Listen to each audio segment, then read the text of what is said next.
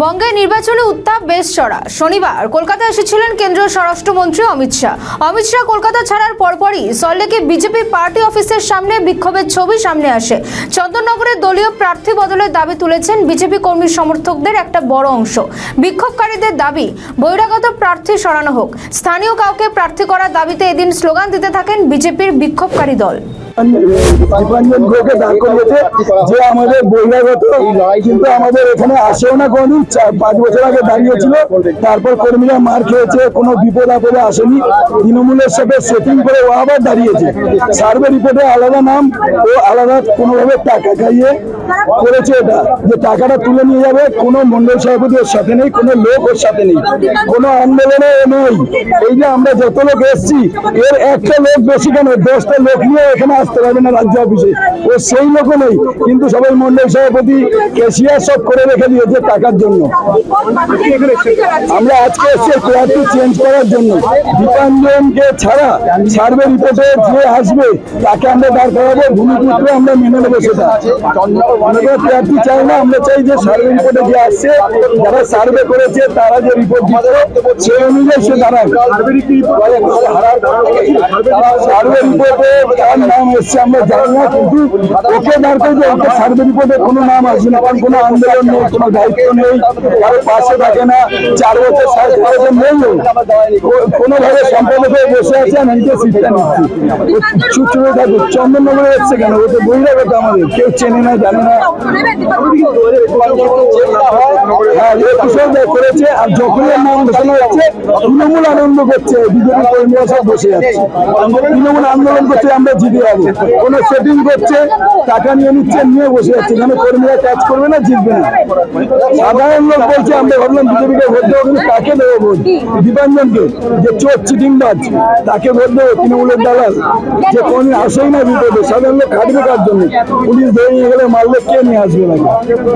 টাকার লেনদেন হয়েছে, কত টাকা লেনদেন হয়েছে আমরা জানি না, কিন্তু হুট করে বিজেপি, যেটা আমরা মন থেকে ভালোবাসি, পৃথিবীর সেরা একটা হচ্ছে পার্টি, 1 নম্বর পার্টি, যেখানে নরেন্দ্র মোদী কথা বলে, আরো যারা নবীন রয়েছে, অমিত শাহ রয়েছে, তারা করে। সেখানে কেন এরকম একজন খারাপ লোককে প্রার্থী করলো? যারা সাধারণ লোক তারা কি করে ভাববে? এটা যেটা চন্দননগর পুরো জেতার সিট, 100 কেন 120% জেতার সিট। এটা অন্য কেউ যেই দ্বারা কর্মীরা খাটবে, অন্য কি জেতার কোনো চান্সই নেই। কেউ খাটবেও না, কেউ ভোটে দেবে না ওকে। ও টাকাটা নিয়ে গুছিয়ে চলে যাবে, 4-5 বছর আবার দেখা যাবে না, আবার 4-5 বছর পরে আসবে। যেটা 21-এ করেছে, বহিরাগত আমরা মানছি না। আমাদের এলাকার প্রার্থী রয়েছে, চন্দনের একটা গুরুত্বপূর্ণ জায়গা, যেখান থেকে এত লোক এসছে, সাধারণ মানুষ আন্দোলন করতে আমরা মার খাচ্ছি। সেখানে যখন এসছি, তার মানে সেখানে লোক কত শিক্ষিত লোক, এখানে লড়াই করতে এসছি।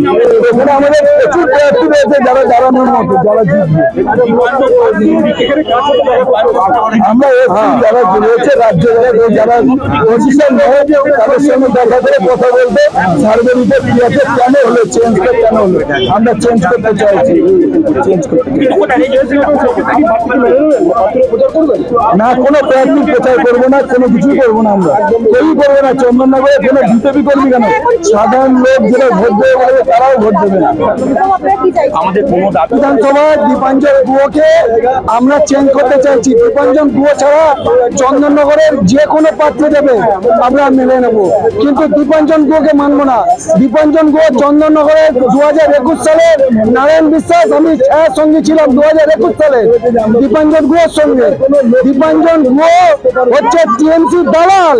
দীপাঞ্জন গুহ যখন 21 সালে ভোটটা যখন গুনতি হচ্ছে, গুনতির পরেই দীপাঞ্জন গুহ বলছে গুনতি শেষ হলো না, শুরু হয়েছে, তখন দীপাঞ্জন গুহ সবাইকে টেনে বার করে নিয়ে চলে এসেছে। তার মানে এটা পুরো টিএমসির সঙ্গে সেটিং। আমরা এই টিএমসি সেটিং দালাল দীপাঞ্জন গুহ প্রার্থী আমরা চাই না। আমরা এখনো পর্যন্ত এক একজনের 4টে-5টে করে কেস খেয়েছি। আমি 14 দিন জেল খেটেছি।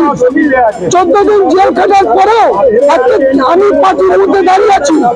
আমার বাড়ি ভেঙে দেওয়া বলেছিল 2021 সালে। আমার শরীর খারাপ হয়ে গেছে, আমার কান, একটা কান চলে গেছি স্ট্রোক হয়ে, তবু আমি পার্টি ছাড়িনি। আমি 2006 সালে বিজেপি পার্টিতে ঢুকেছি, এখন আছি, ভবিষ্যতেও থাকবো। কিন্তু দীপাঞ্জন গুহকে চন্দননগরে একটা প্রচার করতে দেবো না, একটা মিছিল করতে দেবো না, মিটিং করতে দেবো না। দীপাঞ্জন গুহ বলেছে যে 30 তারিখ অব্দি কেউ দেয়াল লিখবে না, এই কথাটা দীপাঞ্জন গুহ বলেছে। কেন বলেছে দীপাঞ্জন গুহ? একটা প্রার্থী হয়ে সে বলছে 30 তারিখ অব্দি দেয়াল লিখবে না। একটা প্রার্থী হয়ে বলতে পারে যে 30 তারিখ অব্দি দেয়াল লিখবে না? কেন এই কথাটা বললো দীপাঞ্জন গুহ? প্রত্যেকটা মন্ডল প্রেসিডেন্টকে আমরা দীপাঞ্জন গুহকে মানতে চাই না। সেদিন তারা টিএমসি রয়েছে তৃণমূল থেকে, আমরা মানতে চাই না। আমরা এসেছি দীপাঞ্জন গুহকে পাল্টাতে। আমরা দীপাঞ্জন গুহ ছাড়া প্রার্থী চাই। আমরা এসেছি এখানে সবাইকে জানাতে যে দীপাঞ্জন গুহ চন্দ্রনগর বিধানসভায় আমরা মানছি না, মানবো না। দীপাঞ্জন গুহকে মানছি না, মানবো না। আমাদের ভিডিও ভালো লাগলে লাইক ও শেয়ার করুন, কমেন্ট সেকশনে আপনাদের মতামত জানান। আরও ভিডিও পেতে আমাদের চ্যানেলটিকে সাবস্ক্রাইব করুন এবং প্রতি মুহূর্তে খবরের আপডেট পেতে প্রেস করুন বেল আইকন।